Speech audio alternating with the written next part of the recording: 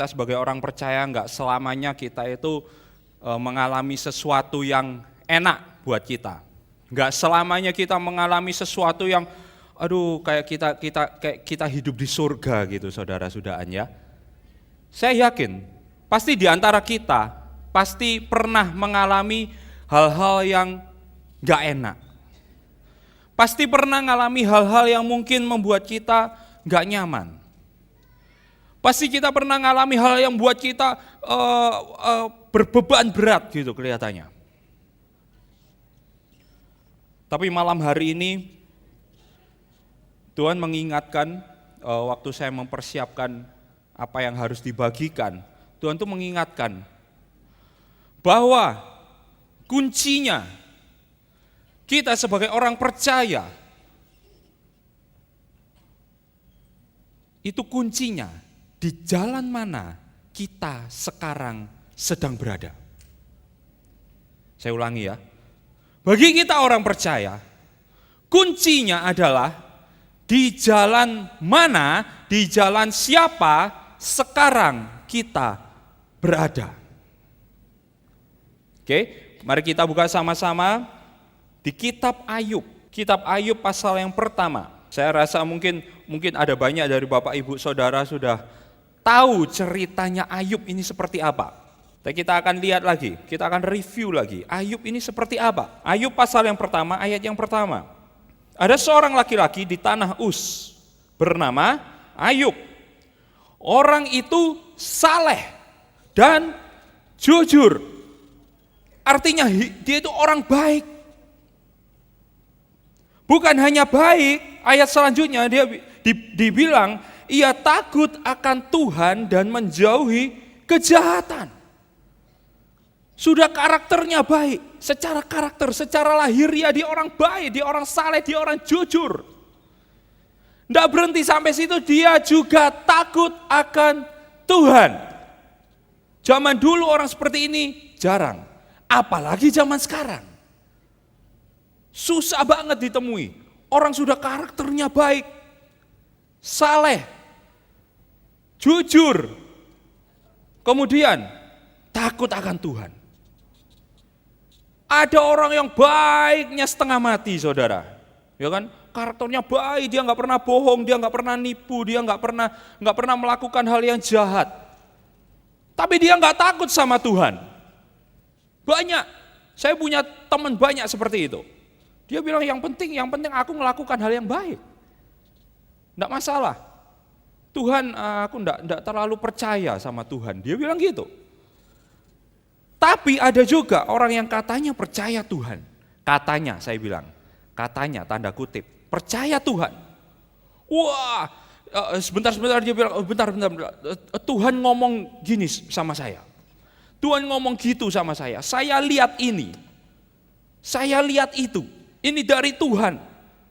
Mungkin dia mengutip ayat-ayat, ya kan? Mungkin dia kirim broadcast di Messenger ayat-ayat setiap hari. Tapi dia tipu sana, tipu sini. Dia bohongin orang ini. Dia ambil duitnya orang. Bukan itu yang Tuhan mau. Oleh karena itu Ayub tidak seperti itu.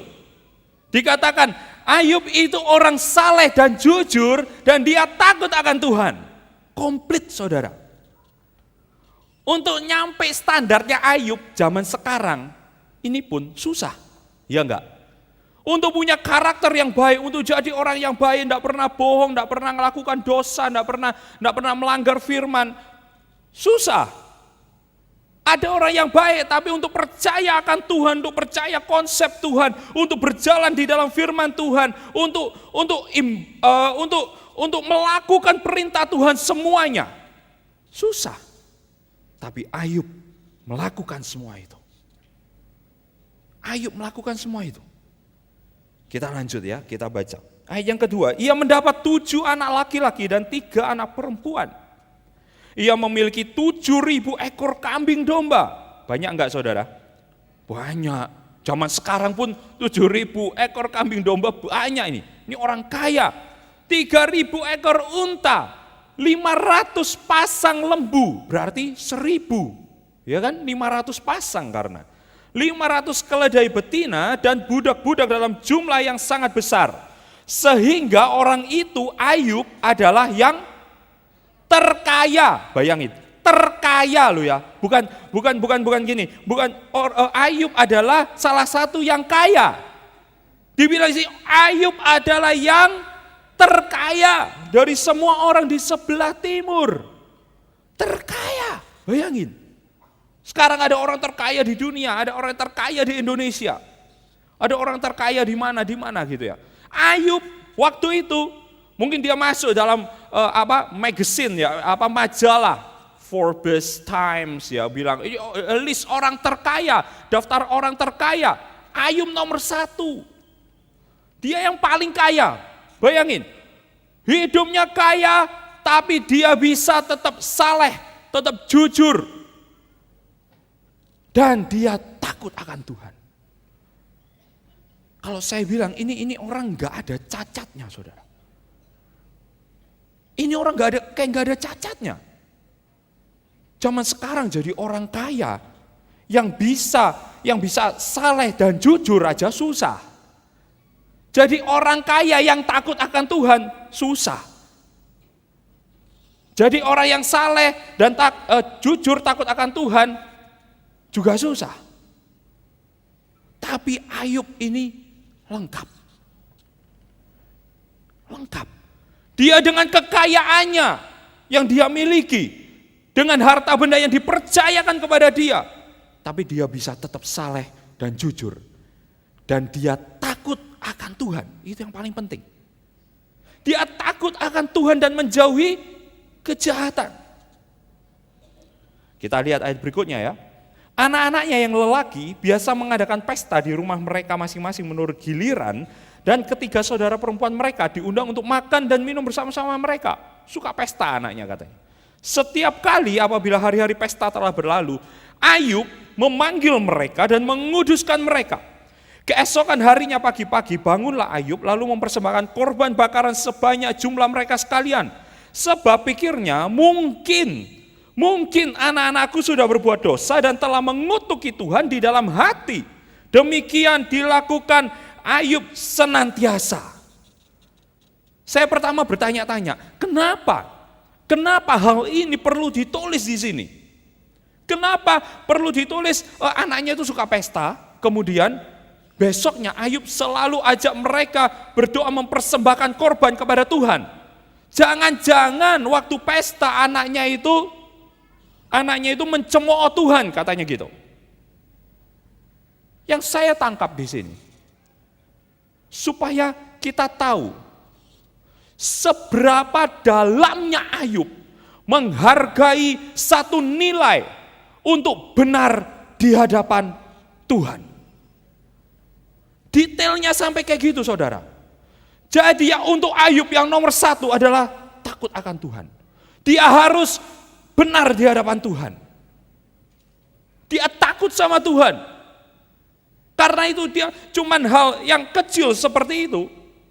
Kalau orang zaman sekarang mungkin kalau anaknya gimana ya udahlah, namanya anak ya. Mungkin dia gini gitu ya, kita doain aja. That's it. Tapi Ayub enggak gitu, setiap kali dibilang. Berarti dia melihat detail-detail kecil. Mana yang Tuhan sukai, mana yang Tuhan enggak sukai. Saya yakin kalau dia perhatikan hal sekecil ini, dia akan perhatikan hal yang lebih besar. Dia akan perhatikan kalau ada ketentuan-ketentuan Tuhan yang memang sudah tertulis. Yang ketentuan ini karena enggak tertulis, ya kan? Doakan anak-anakmu sesudah mereka pesta. Apakah ada? Perintah Tuhan yang keberapa? Doakan anak-anakmu setelah mereka pesta-pesta. Karena jangan-jangan mereka mengutuki Tuhan. Misal. Enggak ada. Enggak tertulis.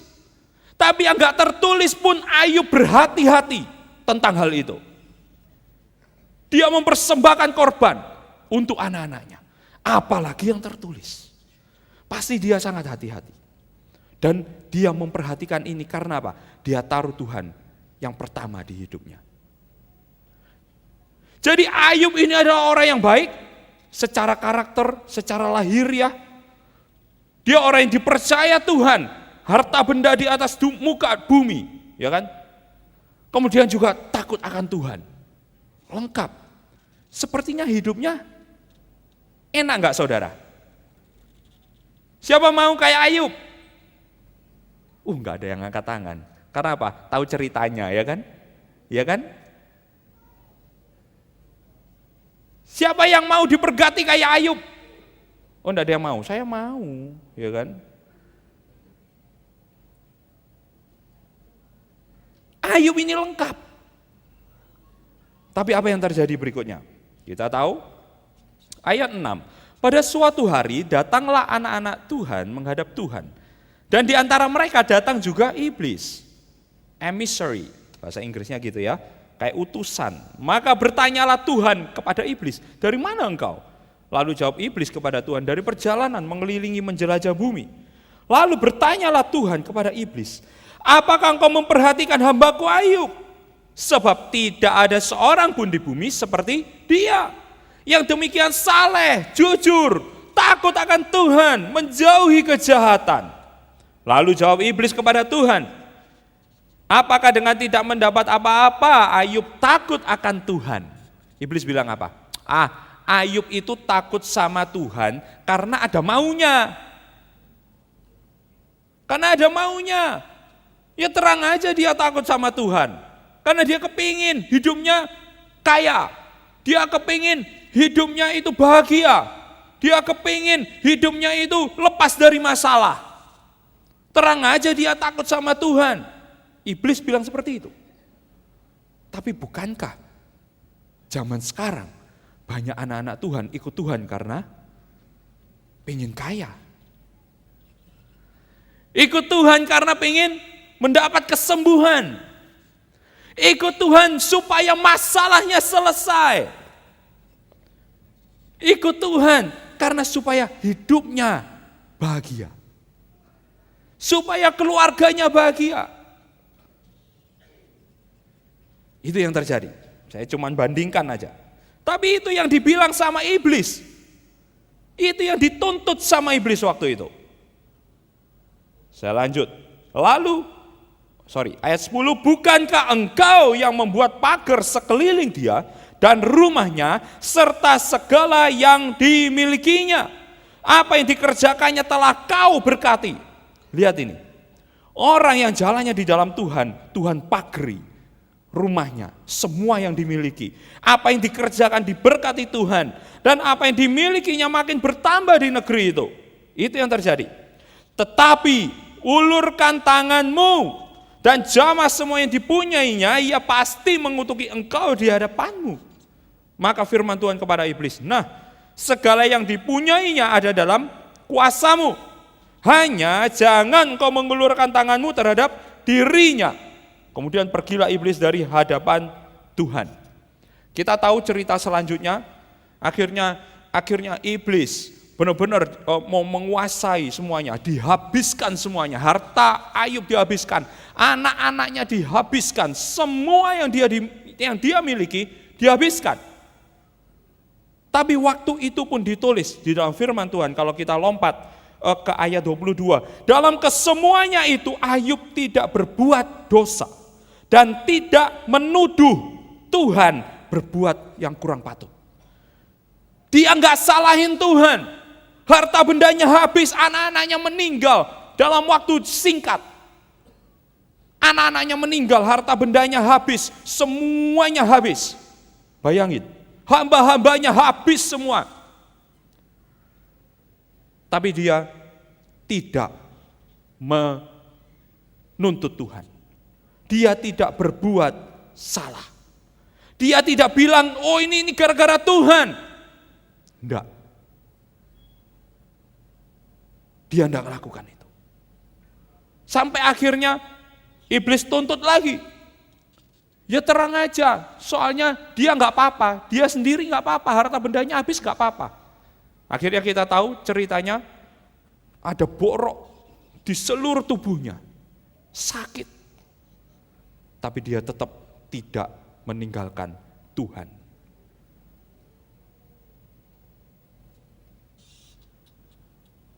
Saat-saat sekarang ini, banyak orang Kristen, banyak anak Tuhan,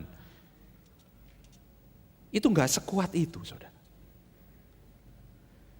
Banyak anak Tuhan, ngalami apa dikit yang kelihatannya enggak enak. Aduh, aku ini sudah melayani Tuhan, aku sudah ke gereja setiap minggu. Tapi kok aku tetap gini-gini aja hidupku. Tuhan, aku ini sudah baca firman-Mu setiap hari, tapi kok masalahku ini tetap ada. Tuhan, aku ini sudah doa terus, setiap hari doa, tapi kok Engkau izinkan aku sakit seperti ini. Ini membuat ada beberapa anak Tuhan yang gak kuat, akhirnya mereka menyalahkan Tuhan. Udah, Tuhan gak mendengar doa, Tuhan itu gak ada. Ada yang bilang seperti itu. Kecewa sama Tuhan. Tuhan, kok gak dengar aku? Lihat, itu ada orang di luar sana gak kenal sama Engkau, tapi hidupnya enak. Wow. Itu terjadi. Nah, oleh karena itu Tuhan mengingatkan. Yang Tuhan ingin ingatkan adalah, waktu kita mengalami apapun dalam hidup kita harus cek, di jalan siapa sekarang kita berada. Di pihak siapa sekarang kita berada. Saya berani bilang, saat kita berada di dalam jalan Tuhan, saat kita berada di dalam pihak Tuhan, saat kita berdiri sebagai orang yang benar di hadapan Tuhan, saya berani kasih tahu, apapun yang kita alami dalam hidup kita, itu akan membawa kita mendekat ke Tuhan. Mendekat ke Tuhan. Tapi saat kita nggak ada di dalam jalannya Tuhan, saat kita tidak berada di dalam kebenarannya Tuhan, saat kita berada di luar Tuhan, saya kasih tahu, meskipun sesuatu yang enak terjadi, meskipun sesuatu yang bagus terjadi, bisa-bisa itu akan menarik kita menjauh dari Tuhan.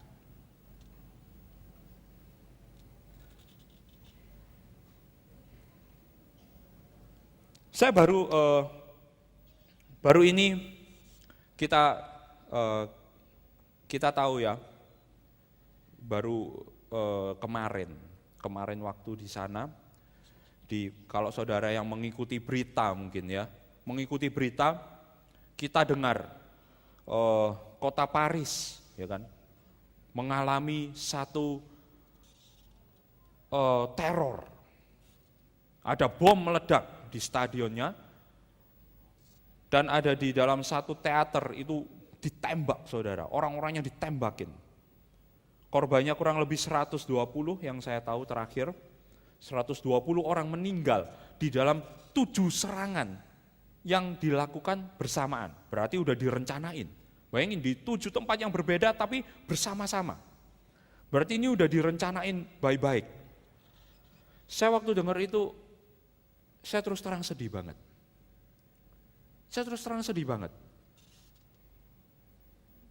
Di dunia ini, kelihatannya ada hal-hal yang kita itu nggak bisa mengerti kenapa terjadi. Kadang-kadang ada hal-hal yang buruk banget. Padahal kita tahu, mungkin ya, kita kenal seseorang. Dia ini baik banget. Sungguh-sungguh sama Tuhan. Sungguh-sungguh. Diajari anak-anaknya kenal Tuhan. Baik banget. Tapi yang dia alami kok sesuatu yang gak enak. Kok yang dia alami itu sesuatu yang sepertinya itu sesuatu yang kekurang beruntungan. Sesuatu yang bikin seseorang tuh bisa memiliki beban berat. Gitu. Sesuatu yang berat di hidup ini. Saya ngelihat ada beberapa orang, saya kenal beberapa orang seperti itu. Sampai saya pernah berdoa buat mereka itu kayaknya, aduh Tuhan kenapa? Saya sampai gitu. Hati saya juga ikut hancur. Misal kayak peristiwa kemarin, saya yakin di antara itu mungkin ada orang-orang yang kelihatannya baik-baik aja mungkin. Cuman mau lihat pertandingan sepak bola, dibom, meninggal. Dan kalau waktu beberapa tahun yang lalu, kota Paris ini meninggalkan kesan yang dalam. Apalagi buat papa saya, ya kan. Mungkin nggak dalam banget enggak. Tapi buat papa saya mungkin meninggalkan kesan tersendiri. Kenapa saudara? Saya nggak tahu, pernah diceritain di sore enggak, saya nggak tahu. Tapi kita waktu beberapa tahun yang lalu, kita itu pernah pergi ke sana karena ada acara para misionaris dari seluruh dunia. Waktu itu karena internasional saudara, misionaris ada dari Inggris, dari Amerika, dari India, dari Afrika. Dan kami mewakili yang dari Indonesia, kami datang ke sana untuk ada pertemuan membahas gimana plan kita ke depan, gimana rencana yang akan kita lakukan, kita bahas di situ. Dan mungkin daerah mana yang butuh ditolong gitu ya kan, kita bahas. Pertemuannya ada di Paris, di Perancis, bukan di Parisnya sih, di Perancis. Tapi kita landing di Paris, kemudian kita naik train.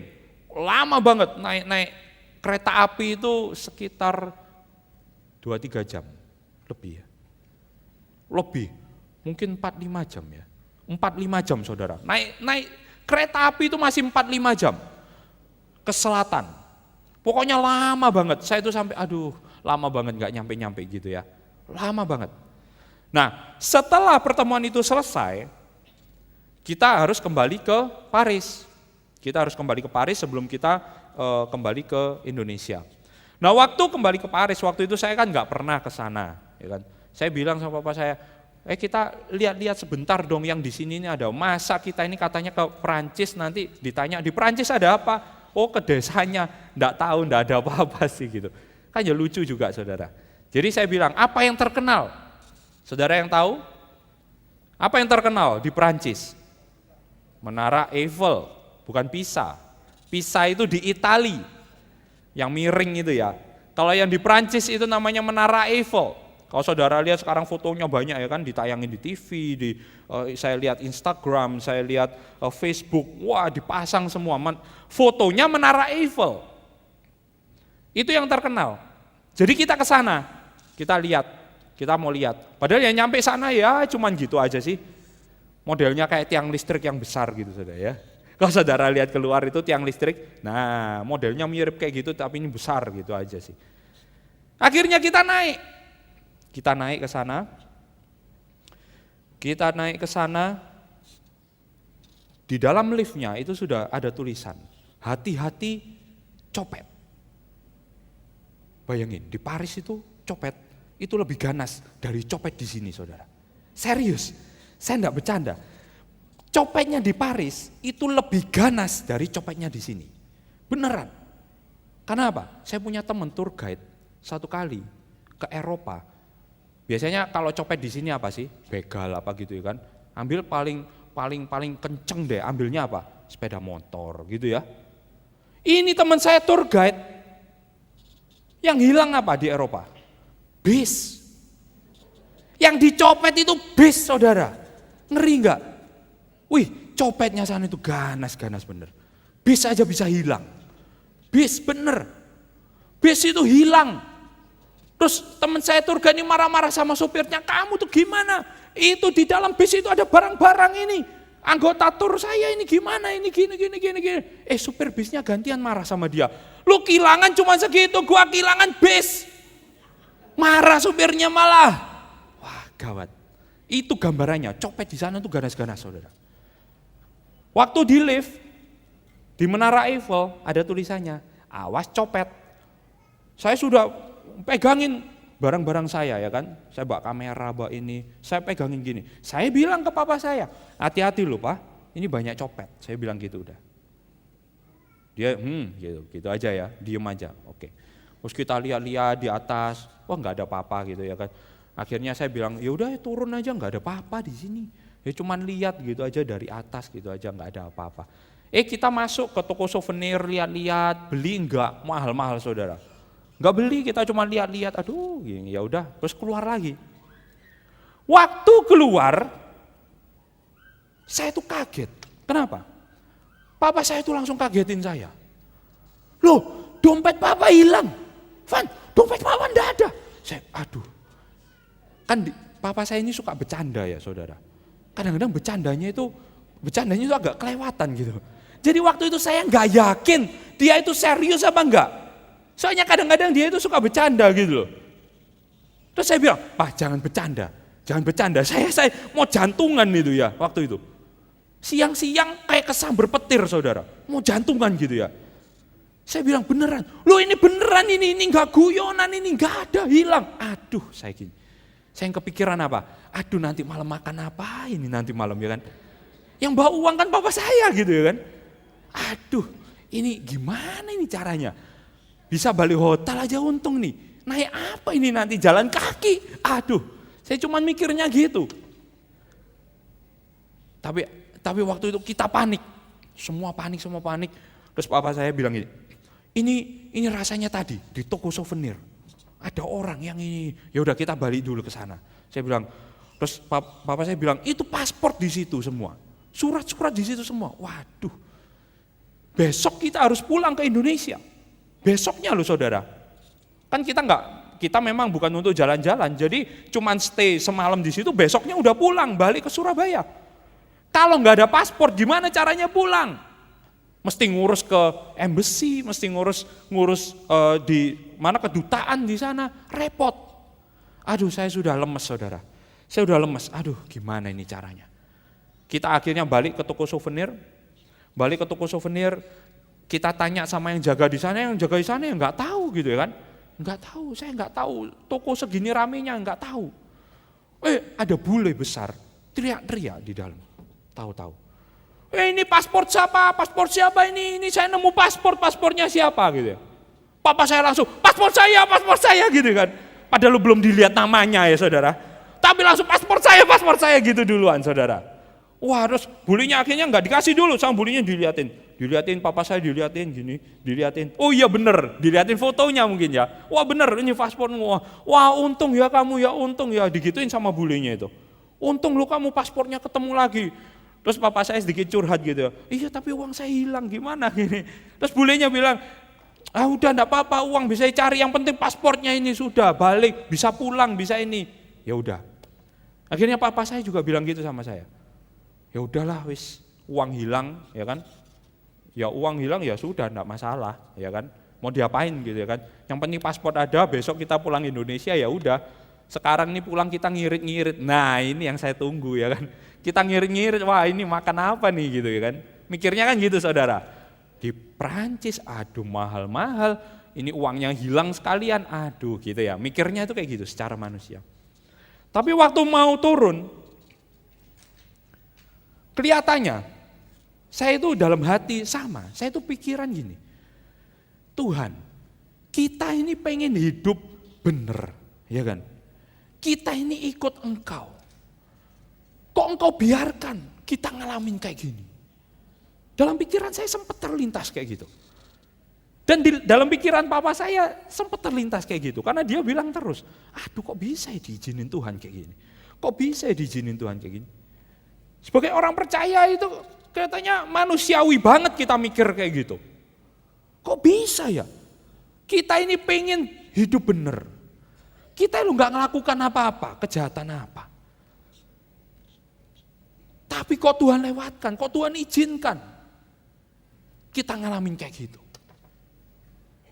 Tapi ingat, di dalam Tuhan, kayak tadi yang saya bilang di awal, di dalam Tuhan, kalau jalan kita tetap berada di dalam jalan Tuhan, apapun yang terjadi, mau jelek, mau baik, mau enak, mau enggak enak, mau kelihatannya nyaman atau enggak nyaman, apapun yang kita alami dalam hidup kita, asal kita tetap berada di dalam jalannya Tuhan, semua itu akan bawa kita mendekat ke Tuhan. Dan kalau kita udah mendekat ke Tuhan, kalau Tuhan udah kerja, kita akan melihat yang mustahil terjadi. Kita akan melihat Tuhan kasih jalan keluar. Kita akan melihat pertolongan Tuhan. Waktu itu waktu mau turun lift, tiba-tiba ini kayak nyambung saudara. Di otak saya ini muncul, enggak bisa, endingnya enggak bisa seperti ini. Saya bilang sama papa saya, enggak bisa. Saya kok kayak enggak terima, dalam hati saya ini kayak enggak terima. Ini bukan endingnya kayak gini. Sudah gini aja, saya bilang. Kita urus, minta surat kehilangan, siapa tahu ya kan. Karena kalau saudara bepergian harus punya travel insurance. Siapa tahu diganti, lumayan. Diganti berapapun lumayan daripada enggak sama sekali, saya bilang. Kita ke kantor polisi minta suratnya, sudah. Baru lumayan, paling enggak kita enggak kehilangan semua gitu. Oke.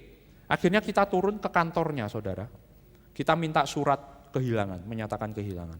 Akhirnya kita dibawa ke kantor, kita ketemu ada manajer yang in charge di sana.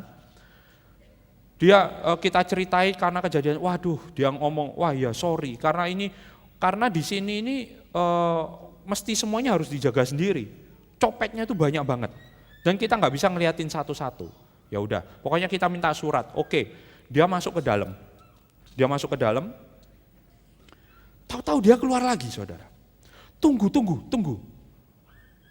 Ini kamu untung loh. Kenapa saya bilang gitu? Hari ini biasanya nggak pernah. Hari ini ada polisi yang lagi operasi di sini. Ada polisi yang lagi operasi di sekitar daerah ini. Dan mereka sudah ngikutin komplotan pencopet yang nyopet kamu. Duh, kita kaget. Iya, mereka ngelihat di CCTV, katanya makanya kamu tunggu di sini, nanti polisinya datang. Akhirnya polisinya datang beneran saudara, di kantor itu. Dia datang beneran. Oh kamu yang kehilangan, oh iya tadi aku ngelihat kamu di CCTV. Berapa orang yang kamu halangin kamu, yang ambil dompetmu? Papa saya bilang 2, enggak, ada 7 katanya. Wow. Yang kelihatan 2, yang lain enggak kelihatan. Wah hebat, ya kan? Setan kalah juga saudara. Yang lain bisa enggak kelihatan, ya kan? Yang kelihatan cuma 2, yang lain enggak kelihatan. Akhirnya dipindah-pindah semua barangnya, gitu. Akhirnya hilang. Nah tapi sekarang katanya anggotaku lagi ngikutin mereka. Waduh, ya udah. Tapi sekarang kamu catat nomor teleponku, nanti aku catat nomor teleponmu, aku telepon kamu kalau ada berita. Tapi kelihatannya bisa ditangkap, dia bilang. Wah, ya udah puji Tuhan. Tapi ya kalau ditangkap terus uangnya udah nggak ada, ya mau apa juga ya saudara, ya kan? Mau ambil uangnya siapa juga, ya kan? Percuma. Akhirnya ya udahlah, ya udah kita berdoa. Kita nggak bisa ngapa-ngapain, ya kan? Terus papa saya hubungin mama saya, padahal di Indonesia itu tengah malam saudara, dibangunin semua, suruh doa semua pokoknya. Akhirnya kita keluar dari kantor, papa saya tanya gini, mau ngapain ini terus? Aduh ya nggak tahu mau ngapain, ya kan? Makan dah, ayo makan, ayo cari makan gitu. Aduh saya sudah nggak selera makan, saya bilang gitu. Saya udah nggak selera makan gitu. Ya udah balik hotel aja, ya udah balik hotel. Akhirnya kita balik hotel, singkat cerita kita balik hotel. Kita balik hotel, saya capek, bener-bener capek saudara, karena kita putar-putar gitu ya. Kita balik hotel, saya tidur. Papa saya nggak bisa tidur. Polisi itu janji jam 6 akan dia telepon katanya. Paling lambat jam 6 dia akan telepon. Waktu itu saya bangun kira-kira jam 6 kurang 10 kurang ini. Papa saya udah bilang, no kan nggak ditelepon sama polisinya. Paling ini dibohongin juga, aduh kok bisa ya ini. Kok bisa sih dicopet? Papa saya terus ngomong gitu. Terus saya bilang ya udahlah ini belum jam 6 tet gitu ya kan. Ditunggu aja udah. Paling jam 6 lebih berapa dia telepon atau gimana. Saya mandi, saya ini. Waktu saya selesai mandi, ada teleponnya papa saya, nomor yang dikasih itu nomornya papa saya. Ditelepon. Wah ini ditelepon. Jam 6 pas saudara, ditelepon. Jam 6 pas sama polisinya ditelepon. Wah, saya disuruh terima, oh ya saya terima gini. Dia bilang gini, sudah ketangkap, kamu sekarang pergi ke alamat ini, cari ini. Saya tunggu ya di alamat ini. Oh, saya bilang oke. Saya akhirnya tutup. Yaudah ini udah ketangkap orangnya, saya bilang gitu sama bapak saya. Akhirnya pokoknya singkat cerita kita pergi ke alamat itu. Cari alamatnya, putar-putar, akhirnya ketemu. Saya yang masuk. Bapak saya suruh, sudah kamu aja masuk. Karena kamu yang ngomong sama ini ya kan orangnya ya. Saya masuk ke dalam, ternyata itu satuan, kalau diterjemahkan itu anti bandit, anti pencopet, anti kayak gitu. Memang satuan khusus buat nanganin pencopet, saudara. Karena yang dicopet ya itu, sampai bis itu pernah dicopet mungkin ya kan. Karena itu parah gitu. Akhirnya saya masuk, kayak di film-film gitu saudara, saya suruh duduk, diketik-ketik, namamu siapa? Ya kan. Pasportmu nomor berapa? Gimana kok bisa suruh ceritain, suruh ini. Ya, saya ceritain lagi. Akhirnya singkat cerita dia bilang, oke gini, sekarang ini aku print ini, laporan ini dulu. Nah ini, tapi kita harus nunggu ke pengadilan, kasih ke hakim, baru nanti hakim setujui, baru uangnya itu bisa dibalikan ke kamu. Loh, saya bilang, gimana caranya dibalikan? Saya besok udah pulang. Loh, polisi bilang, loh besok kamu pulang? Iya, waduh dia bilang, gimana ya? Gak bisa nih, paling gak ini at least 2-3 hari lah. Kasih waktu 2-3 hari. Waduh saya bilang, lah besok saya pulang gitu. Tapi uangnya ada enggak? Saya tanya gitu. Lu uangnya ada? Dia, wah lumayan saudara ya kan, paling gak uangnya ada katanya. Oh ya uangnya ada. Uangnya ada, tapi ini hakim butuh waktu 2-3 hari, nggak bisa kayak gini. Waduh, saya bilang, flightmu besok jam berapa? Dia tanya. Udah, penerbanganmu jam berapa deh? Jam segini. Waduh, dia bilang, gimana ya? Akhirnya singkat cerita, gini, udah kamu tunggu sini sebentar, aku tanyain deh, bisa nggak ini dirilis dulu? Soalnya ini kan besok mau pulang gitu. Ya udah, dia masuk agak lama saudara. Lama banget, saya tunggu di situ lumayan lama. Akhirnya dia keluar, dia bilang, bisa, nanti ini uangnya langsung dikasihkan ke kamu. Wah saya langsung, kok bisa ya, dalam sehari itu, saya kasih tahu, itu pagi hilang, ya kan, siang paspor balik, malamnya uangnya balik. Dan hebatnya saudara, uangnya balik berubah. Yang sebelumnya itu uang US dollar sudah ditukerin sama mereka ke euro. Euro mata uangnya di Eropa. Dan kalau dihitung-hitung uangnya itu tambah banyak saudara. Hebat ya. Kasih tepuk tangan buat Tuhan kita ya. Amazing Tuhan kita ini. Uangnya itu udah balik, tambah banyak. Udah balik, tambah banyak. Dan saudara tahu, saya waktu ngelihat ke belakang hari ini, akhirnya uang itu jadi apa saudara? Saya lanjutkan ya. Akhirnya pulang bawa euro, nggak bawa US lagi. Setelah itu beberapa bulan kemudian, saya itu harus merit saudara. Saya itu harus merit. Akhirnya karena ada kebutuhan ya kan, ada kebutuhan cukup lumayan banyak untuk biaya menikah ini. Akhirnya saudara tahu, waktu saya merit itu, US dollar sedang drop, jatuh nilainya. Tapi euro sedang kuat-kuatnya. Jadi uang euro yang dari situ, itu ditukerin waktu saya mau merit, akhirnya buat nutup beberapa biaya saya waktu menikah. Amazing ya Tuhan. Bayangin. Justru karena itu saya bisa mengerti, selama kita berada di dalam jalan Tuhan, apapun yang terjadi dalam hidup kita, kelihatannya gak enak, kelihatannya gak adil, kelihatannya ini sesuatu yang menyakitkan, kelihatannya ini suatu musibah. Ya kan? Dicopet. Kelihatannya musibah. Kok bisa Tuhan? Kita ini orang baik-baik. Kita ini ikut Engkau, kita ini setia ke gereja, kita ini setia melayani Engkau. Tapi kok bisa kita ngalamin kayak gini? Saya kasih tahu. Asal kita tetap berada di dalam jalan Tuhan. Karena itu waktu kita ngalamin gitu, kita lihat diri kita. Kita sekarang berada di pihak siapa? Sekarang kita berada di jalannya siapa? Kalau kita berada di dalam jalannya Tuhan, kita tetap benar, hidup kita tetap benar. Berarti itu caranya Tuhan membawa kita mendekat ke Dia. Dan gak akan lama kita akan melihat jalan keluar. Karena Tuhan selalu menyediakan jalan keluar. Tapi sebaliknya saudara, misal ada orang komplain, Tuhan aku kok didiagnosa ada kanker di paru-paru. Aduh, aku ini ke gereja setiap minggu, aku ini melayani Engkau. Tapi masih ngerokok, ya terang aja saudara.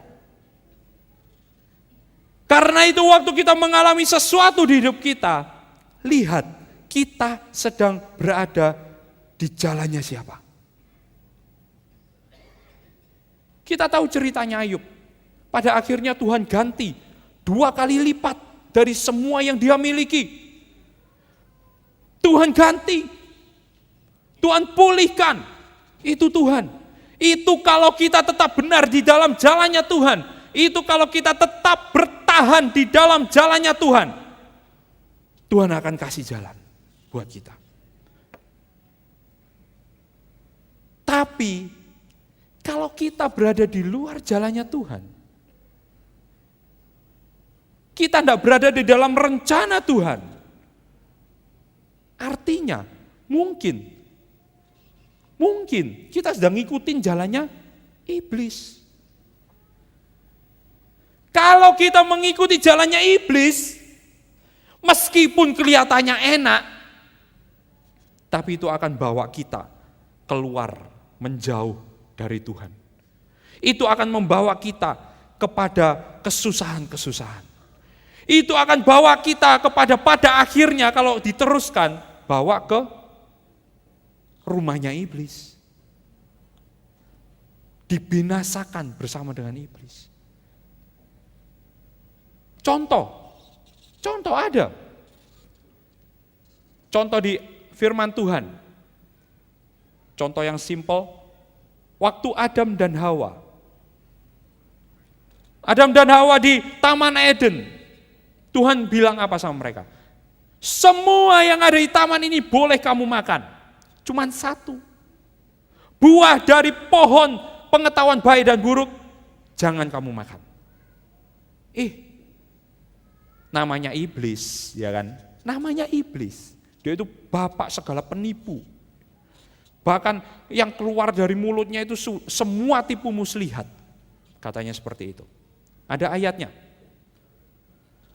Waktu itu iblis bilang apa ke Hawa? Hawa kan bilang, enggak apa-apa. Iblis bilang, enggak apa-apa kamu makan buah ini. Hawa pertamanya bilang, enggak boleh. Tuhan bilang enggak boleh. Kemudian iblis bilang apa? Ditwist sama iblis. Tuhan bilang gitu, supaya kamu itu enggak seperti Tuhan. Loh, ditwist sama iblis. Akhirnya Hawa ambil buah itu, dia makan. Kelihatannya, kan setelah itu iblis bilang apa? Kan kamu gak mati, gak apa-apa. Iblis seringkali kerjanya itu seperti itu. Mungkin hidup kita, ya kan? Saudara diperhadapkan dalam satu masalah, kemudian saudara harus pilih jalan A atau B. Kalau jalan A, ini berarti saudara mungkin melakukan kebohongan misal, di dalam pekerjaan saudara. Yang jalan A ini melakukan kebohongan, tapi jalannya lebih gampang. Atau jalan B, nggak tentu, nggak pasti, tapi tetap jujur, tetap nggak salah. Iblis bilang gini, nggak apa-apa, bohong dikit. Enggak apa-apa, enggak ngefek apa-apa, enggak apa-apa, bohong-bohong dikit, enggak apa-apa. Hati-hati. Itu yang dia lakukan sama Hawa. Hawa, enggak apa-apa, enggak kira mati enggak kamu. Tuhan lu cuma nakut-nakutin. Enggak mungkin kamu mati cuma makan buah terus mati. Waktu setelah Hawa makan, nah kan enggak mati. Enggak apa-apa. Kelihatannya enggak apa-apa, saudara. Awalnya. Pasti ada momen di mana mereka, kok enggak mati ya setelah makan. Kok enggak apa-apa ya setelah makan. Nah, tapi waktu Tuhan menghampiri mereka merasa tidak layak, ya kan? Mereka merasa malu. Mereka menjauh dari Tuhan. Mereka sembunyi dari Tuhan. Dan pada akhirnya mereka diusir dari Taman Eden. Di mana kita berada saat kita mengalami sesuatu. Itu menentukan apa yang akan kita alami di waktu berikutnya. Kalau kita lihat, banyak kan kita lihat, wah itu kok orang ya, hidupnya kok kelihatannya diberkati katanya. Kenapa? Konsep diberkatinya orang Kristen itu kalau uangnya banyak. Padahal enggak. Saya berani ngomong enggak. Diberkati konsep Tuhan bukan uang banyak. Tapi seringkali orang Kristen patokannya itu duitnya banyak diberkati. Ya enggak? Iya, banyak orang berpikir gitu. Wah itu diberkati. Diberkati hidupnya. Kenapa? Naiknya Lamborghini, naiknya Mercy, diberkati. Padahal itu bukan ukuran Tuhan. Tapi ada orang Kristen bilang gini, kok itu hidupnya enak? Padahal dia tidak kenal Tuhan. Dia menghujat Tuhan mungkin. Tapi hidupnya kok enak, diberkati. Banyak duitnya. Saya ini melayani Tuhan, cari uangnya susah. Mau hidup susah. Saya kasih tahu saudara. Konsep Tuhan itu lain dengan konsep manusia. Mungkin kelihatannya hidupnya enak, hidupnya seneng, ya kan? Mau ngapain aja, wah happy. Tapi saudara, hidup ini masih berjalan. Kita tidak tahu apa yang terjadi di masa yang akan datang. Siapa yang pegang masa yang akan datang? Siapa yang pegang masa depan? Siapa yang memegang kehidupan kita secara keseluruhan? Tuhan. Tuhan. Saya ada kenal beberapa orang. Secara financial, wah mereka luar biasa. Hidupnya, wah mau makan apa aja bisa, mau beli apa aja bisa. Mau setiap hari pergi ke Eropa mungkin bisa. Tapi saudara tahu, yang mereka hadapi di balik semua itu. Kelihatannya menyenangkan ya. Secara di luar kelihatannya menyenangkan. Tapi ada beberapa. Suaminya itu punya simpenan. Wah, kaya, rumahnya ada kolam renangnya, gede. Besar. Di salah satu kawasan elit. Tapi suaminya ini punya simpenan di tempat lain. Di kota lain. Saudara mau hidup seperti itu? Bisa dibilang bahagia? Wah, anaknya stres luar biasa, saudara. Serius. Anaknya stres luar biasa. Mereka bilang lebih baik, aku lebih senang kalau papa itu enggak di rumah.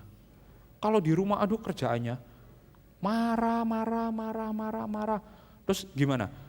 Banding-bandingin mama sama simpenannya. Bayangin. Seperti itu kehidupannya.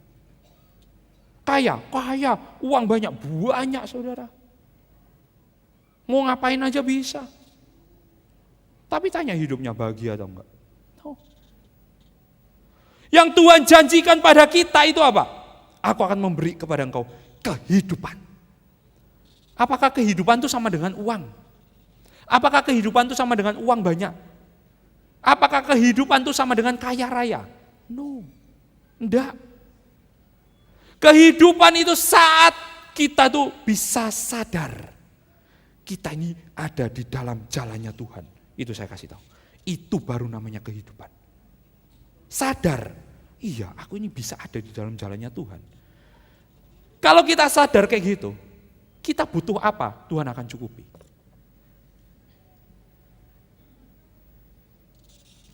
Kita kepingin apa? Tuhan itu akan kasih. Kelihatannya deposito nggak punya, uang nggak punya. Tapi kita kepingin apa? Tuhan kasih. Loh, lah lebih enak saudara. Daripada punya uang banyak tapi nggak bisa menikmati. Loh.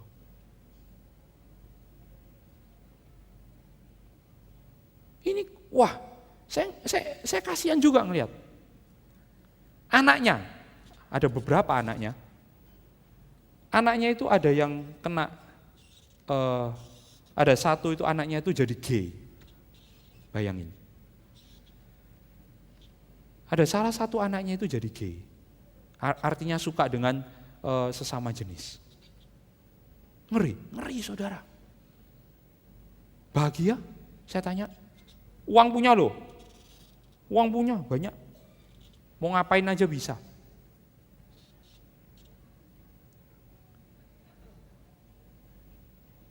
Saat kita berada di dalam jalannya Tuhan, kalau kita diberkati, ya pasti itu Tuhan yang ini. Tapi meskipun itu mungkin keadaannya nggak enak, tapi kita berada di dalam jalan Tuhan, kita tuh masih punya pegangan, harapan. Someday, sometimes, satu waktu Tuhan itu akan angkat kita. Satu waktu Tuhan itu akan kasih jalan keluar. Tapi kalau kita sudah ada di dalam jalannya setan, meskipun kelihatannya enak, punya uang banyak, mau ngapain aja bisa. Tapi dia nggak akan pernah biarkan kita itu kayak seneng. Nggak akan pernah biarkan kita itu bahagia. Nggak akan pernah biarkan kita itu lepas dari masalah. Kalau bisa, masalah itu tekan sampai nggak ada jalan keluar, sampai jalan buntu, dan apa yang diambil? Jalan pintas, bunuh diri. Akhiri hidupnya. Banyak yang seperti itu, banyak. Oleh karena itu, saya bilang malam hari ini, apapun yang saudara hadapi dalam hidup saudara, kita belajar dari Ayub. Kita lihat kehidupan Ayub. Bagaimana dia ngadepi masalah yang begitu berat itu, tapi dia tetap ngelihat Tuhan. Semua ini Tuhan. Apapun yang aku hadapi, asal aku ini masih berada dalam tangannya Tuhan, pasti Tuhan kasih jalan keluar. Pasti. Banyak Tuhan kasih janji, banyak banget. Misal 1 Petrus 5 ayat 6-7 bunyinya, karena itu rendahkan dirimu di bawah tangan Tuhan yang kuat, supaya kamu ditinggikannya pada waktunya. Serahkan segala kekhawatiranmu kepadanya, sebab Ia yang memelihara kamu. Lebih baik kita berada di dalam tangan Tuhan yang kuat, karena kita tahu seburuk-buruknya yang kita alami, kita tetap berada dalam tangannya Tuhan. Kita tetap dipegang sama Tuhan. Tuhan gak akan biarkan kita lepas. Daripada kita lepas dari tangannya Tuhan. Gak tahu jadi apa saudara. Gak tahu jadi apa. Dan kalau saudara lihat di dalam Amsal 12 ayat 26, orang benar itu mendapati tempat penggembalaannya, tetapi jalan orang fasik menyesatkan mereka sendiri. Versi yang lain saudara, itu bilang gini, a good person survives misfortune, but a wicked life invites disaster. Saya artikan, orang yang benar, orang yang berada di dalam jalan yang benar, itu selamat menghadapi musibah. Survive, itu selamat, tapi tetap menghadapi musibah enggak? Tetap. tapi selamat menghadapi musibah. But a wicked life invites disaster. Tapi hidupnya orang jahat itu mengundang bencana. Kayak magnet buat bencana. Jadi kalau kita sebagai orang benar, kita berada di dalam jalan, kita tetap benar di hadapan Tuhan. Meskipun kita menghadapi musibah, meskipun kita menghadapi masalah, meskipun kita menghadapi sesuatu yang gak enak, tapi kita akan selamat melewati itu semua. Tapi kalau jalan kita sudah jahat, meskipun kelihatannya enak, kelihatannya punya uang banyak, tapi itu kayak magnet buat bencana. Yang saya tadi bilang, masalah itu datangnya kayak bertubi-tubi, gak selesai-selesai mungkin. Tapi tidak ada pengharapan, akhirnya ambil jalan pintas. Itu yang terjadi banyak. Oleh karena itu, malam hari ini saya ingin ngajak kita semua, kita tetap berada di dalam jalannya Tuhan. Meskipun mungkin kita sekarang ini ngadepi sesuatu yang gak enak, tapi kita harus tetap berada di dalam jalannya Tuhan. Kuncinya itu. Jangan keluar. Begitu saudara kecewa sama Tuhan, begitu saudara keluar dari jalannya Tuhan, begitu saudara bilang, udah aku ndak akan nyari Tuhan lagi. Di situ saudara masuk ke dalam jalannya iblis. Nah kalau jalan udah jahat, kayak magnet. Magnet hal-hal yang buruk, magnet untuk bencana. Karena Yohanes 10 ayat 10 bilang, pencuri itu datang untuk menghancurkan, membinasakan. Iblis itu datang, kerjanya apa? Menghancurkan, membinasakan. Kalau bisa hidupnya orang Kristen itu dihancurkan, gak bisa masuk surga, sampai gak bisa masuk surga. Yohanes 8 ayat 44 yang tadi saya singgung. Iblis, ini Tuhan Yesus bilang sama orang-orang ahli Taurat. Iblis yang menjadi bapamu dan kamu ingin melakukan keinginan-keinginan bapamu. Ia, iblis, adalah pembunuh manusia sejak semula dan tidak hidup dalam kebenaran. Sebab di dalam dia tidak ada kebenaran. Apabila ia berkata dusta, ia berkata atas kehendaknya sendiri. Sebab ia adalah pendusta dan bapa segala dusta. Oleh karena itu saya ngajak malam hari ini saudara, mari kita sebagai orang-orang percaya tetap berada di dalam kebenarannya Tuhan. Gimana caranya? Tetap lakukan ketentuan-ketentuan Tuhan. Tetap berada di dalam perlindungan Tuhan. Punya waktu pribadi sama Tuhan. Biarkan Roh Kudus pimpin hidup kita. Kalau kita tetap berada di dalam jalan Tuhan, itu yang terutama. Itu yang membuat kita akan menemukan jalan keluar. Itu yang akan membuat kita lepas dari masalah. Tidak ada masalah itu bertahan selama-lamanya, tidak ada. Ada satu titik di mana Tuhan itu akan kasih jalan keluar. Asal kita tetap berada dalam jalannya. Tapi kalau udah melenceng, wah bahaya. Karena itu saat ini, kalau mungkin ada di antara kita, mungkin ngerasa lemah. Aduh, hidupku ini kok nggak enak. Ikut Tuhan kok sepertinya susah. Itu nggak pernah ke gereja, wah tapi hidupnya enak. Jangan saudara. Jangan melihat kehidupan orang fasik. Kita lihat hidup kita sendiri. Saya sendiri, kalau saya diomong melihat lagi ke belakang. Waktu saya studi, waktu saya sekolah, waktu saya sebelum ini, pergumulan. Waktu itu kelihatannya nggak enak saudara, kelihatannya berat. Hidup itu kayaknya berat, aduh nggak enak banget. Tapi saat ini, saya kalau melihat waktu-waktu itu, semuanya itu terjadi dalam hidup saya karena Tuhan punya maksud. Setelah saya melewati semua itu, ada yang berubah dari saya, yes. Saya lebih dekat sama Tuhan. Saya lebih ngerti maksudnya Tuhan itu kayak apa. Saya ngerti gimana Tuhan itu bekerja. Nah itu. Saat kita menghadapi sesuatu yang mungkin kelihatannya nggak enak, kita harus tahu, ada satu tujuan di balik semua itu, yang akan membawa kita lebih dekat sama Tuhan. Yang akan bawa kita melihat jalan keluarnya Tuhan. Yang bawa kita itu melihat tanda-tanda mujizat, itu masih Tuhan lakukan di hidup kita. Amin. Amin.